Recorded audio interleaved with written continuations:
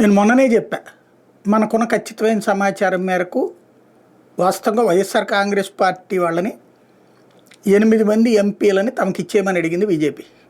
రాజ్యసభ సభ్యుల్ని 11 మంది ఉన్నారు కదా, 8 మందిని అది త్రూ విజయసాయి రెడ్డి ద్వారా ప్రపోజల్ పంపించింది. జగన్ నిరాకరించాడు, ఓ రకంగా ఎదిరించాడు, తిరగబడ్డాడు. సరే ఆ తర్వాత రాజీనామాలు ప్రారంభమైనాయి. అందులో ముందు మోపిదేవి వెంకటరమణ, బేదమస్తానరావు, కృష్ణయ్య బీజేపీ తరపున రాజ్యసభ సభ్యుడయ్యారు. బేదమస్తానరావు మళ్ళీ తెలుగుదేశం తరపున అయ్యారు. మోపిదేవి వెంకటరమణ ప్లేస్లో సానా సతీష్ ఎంపీ అయ్యారు. అప్పుడు అనుకున్న ఒప్పందం ఏంటంటే రాజీనామాలు చేసిన దాంట్లో 50-50 అని.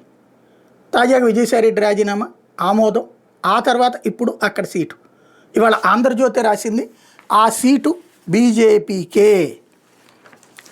ఇప్పుడన్నా ఎవరు అదృష్టవంతుడో మరి, ఎందుకంటే వాస్తవంగా మొన్న వచ్చిన రాజ్యసభ సీటు బీజేపీకే వెళ్ళింది, కానీ తెలంగాణ కృష్ణయ్య తీసుకున్నారు, ఆంధ్రాకి లేకుండా పోయింది.